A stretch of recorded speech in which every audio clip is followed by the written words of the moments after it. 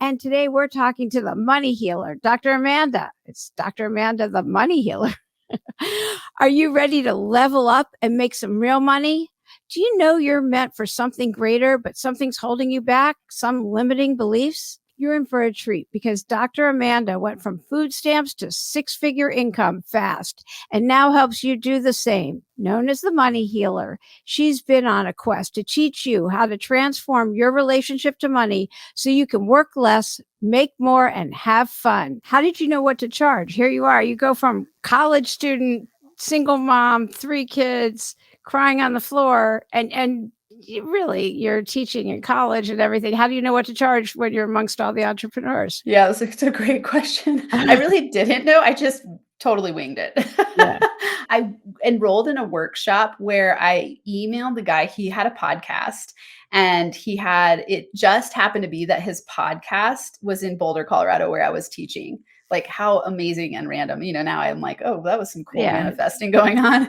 Definitely not random, but right. random. And I messaged him and I said, I really want to be in your course. And he was doing this year-long course where you meet in person for the first part and then have courses along the year and then meet at the end of the year. And so I emailed him and I said, I have to be there. I really want to be there. And he's like, well, I don't do anything for free. Smart coaching move, right?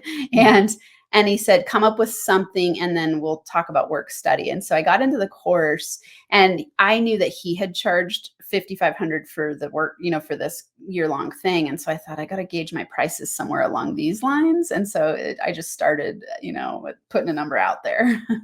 Okay. So once somebody focuses in, then do they look to what somebody else is charging, or how do they know? Yeah, I'd say most coaches have taken courses from other coaches, so they start to get some idea of the scale that different people get paid. I like to help new coaches, especially pre-6-figure, learn how to create packages, because you can charge for the results instead of an hourly rate. So when a lot of coaches are starting, they think like, I need to charge per hour and it's this amount, and they don't think as a results-based mindset. And so, creating like a 12-week package that's a certain price and then you sell the results, that's easier to charge more. What were your limiting beliefs? Was it because you grew up in this fundamentalist household where you thought, I'm not supposed to be a provider? Is that? Definitely that was in there big time. Like the way that I was raised religiously was that men are the head of the household. Women are I was literally told, like, you're the servant of the man and you're supposed to caretake. And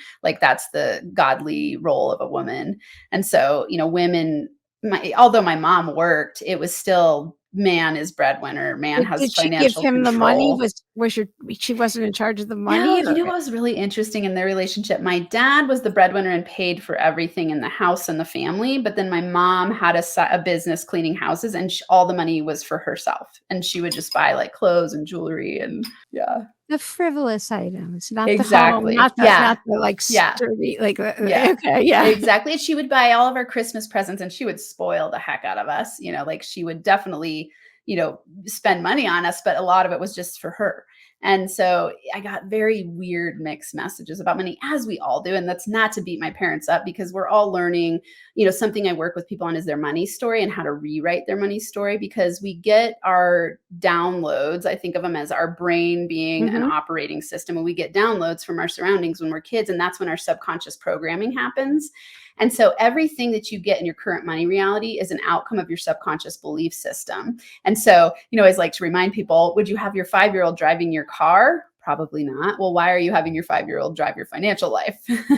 Doesn't really make much sense. And yet that's what most of us are doing, because most of us never stop to think, what do I believe about money? Yeah. For me, I think it was interesting getting a PhD, because I think that gave me a lot of feeling of credibility. Yeah. And I don't always want people to hear that and take it away like crap. Now I've got to get these big credentials to feel valuable. Not anymore.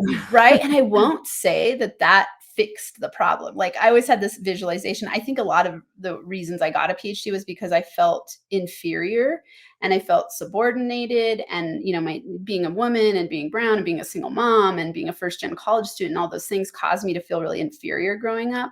And then my brother was really smart. And so I always would my parents would talk a lot about how smart he was. And I felt like, I got good grades, but it wasn't like this thing about how smart I was. And so I was trying to prove myself my whole life. And so, I think somewhere in my subconscious brain, I had this idea that when I graduated, I would feel smart. And it's like, nope, that didn't fix anything. No. So let's talk about working less and making a lot of money. Yeah. One thing that's important to know there is that it's the feeling around what you're doing that makes it feel like effortful work, or vacation style work. I tell people all the time, when you're living in your zone of genius and you're doing what you love every day, it doesn't feel like work. And so there's that piece to it.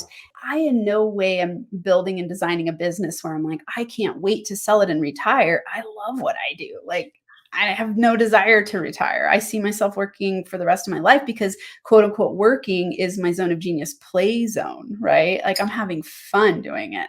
And so I do work less hours than I did in the beginning. I mean, that first year that I broke through to six figures, I worked my ass off.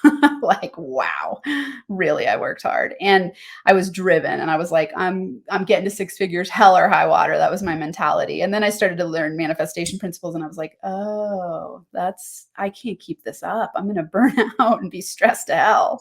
And so I really started to switch the way I was doing things, and apply principles of, universal principles where you can actually attract easier opportunities your way and bigger opportunities your way by up-leveling yourself. So how do you celebrate your wins? What do you do? Oh my God, I love that question. No, I don't think anyone's ever asked me that question. And I think it's so important to celebrate your wins. It is. It's like you've got to create that positive neural feedback in your brain. And because what the heck's the point of doing all the things we do in the world if you're not rewarding yourself? Right. If you're only, otherwise you're just going to, oh, I want to reach this pinnacle. You reach it and then you just go, what's next? And Yeah. You've never and life's in session. Like, this is it. There's no end game here. I mean, it's Totally. like, this is it. So if you don't celebrate each step along the way, then you're celebrating nothing.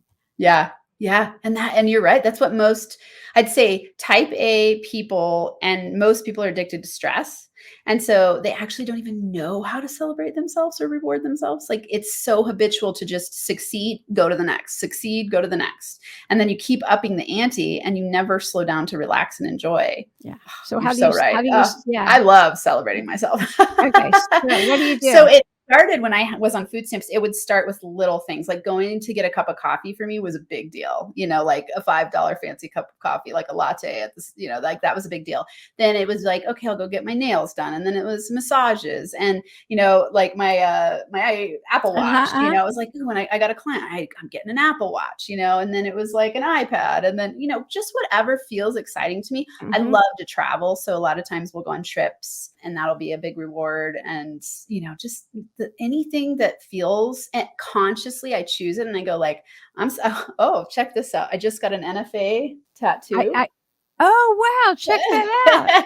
That was my reward for the best-selling book. I was like, okay, I'm going to get my next tattoo. And it's my company logo, which NFA, no fucking around, that stands for. So my company's NFA Money. And so I got an NFA tattoo as my reward for my international best-selling book.